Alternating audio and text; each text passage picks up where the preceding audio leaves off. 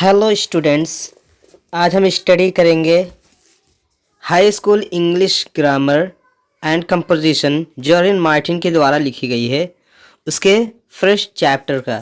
First chapter है the sentence. Sentence कहते हैं हिंदी में वाक्य को और उर्दू में कहते हैं जुमले को। तो चलिए आज पहला चैप्टर द सेंटेंस की स्टडी करते हैं। When we speak or write, we use words. We generally use these words in groups. जब हम बोलते हैं या लिखते हैं हम वर्ड्स का यूज़ करते हैं।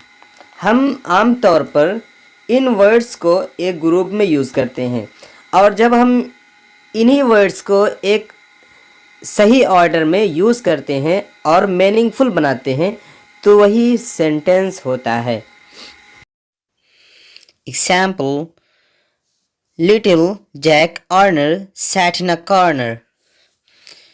छोटा जैक ऑर्नर एक कोने में बैठ गया। इस तरह के वर्ड्स का एक ग्रुप जो कंप्लीट मीनिंग बनाता है उसे सेंटेंस कहते हैं। ये एक सेंटेंस कहलाता है। A group of words like this which makes complete sense is called a sentence. Kinds of sentences. Sentences are of four kinds. Sentence चार तरह के होते हैं। पहला वो है जो कुछ बयान करे, कुछ कहे या कुछ दावा करे। उसका डेफिनेशन है those which make statements or assertion. ऐसे सेंटेंस में न तो क्वेश्चन होता है और ना ही कोई स्ट्रांग फीलिंग होती है और ना ही कोई रिक्वेस्ट, कमांड्स या ऑर्डर होते हैं। ये सेंटेंस सिंपल होता है। इसको हम स्टेटमेंट, असर्शन, पॉजिटिव और अफर्मेटिव सेंटेंस भी कहते हैं। जैसे एग्जाम्पल है हैम्प्टी डैम्प्टी सैट ऑन अ वॉल। हैम्प्टी डैम्प्टी एक दीवार पर बैठ गया। इस सेंटेंस में subject plus verb plus object है। इसमें ना तो क्वेश्चन है और ना ही इसमें इम्परेटिव किसी से कमांड, रिक्वेस्ट या ऑर्डर किया जा रहा है और ना ही इसमें कोई स्ट्रांग फीलिंग है। तो ये होता है स्टेटमेंट या असर्टिव सेंटेंस। तो पहला तो हमने सीख लिया असर्टिव सेंटेंस। अब दूसरा सेंटेंस है आस्क क्वेश्चंस, यानी प्रश्न करना। दोज विच आस्क क्वेश्चंस, वो जो प्रश्न करते हैं। For example where do you live, आप कहाँ रहते हो। क्वेश्चन वाले सेंटेंस को हम इंट्रोगेटिव सेंटेंस कहते हैं। सेंटेंस नंबर 3 वो सेंटेंस होते हैं जो कमांड्स यानी आदेश देते हैं या रिक्वेस्ट यानी अनुरोध करते हैं या इंट्रीटीज यानी विनती करते हैं। तो ऐसे सेंटेंस को हम कहते हैं imperative sentence. Those which express commands, requests or entreaties. For example, be quiet यानी चुप रहो। इसमें हम क्या कर रहे हैं? इसमें हम ऑर्डर दे रहे हैं।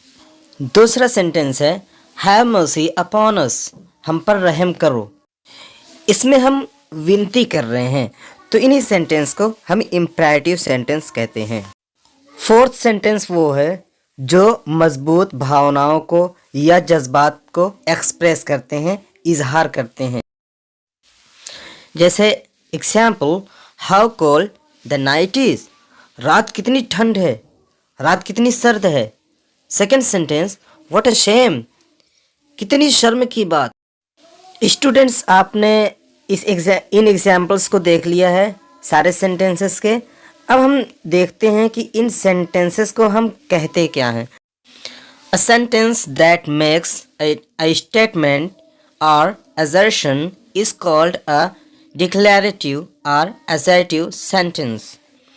एक जुमला, एक वाक्य जो कोई बयान या दावा करता है उसे डिक्लेरेटिव या असर्टिव सेंटेंस कहा जाता है।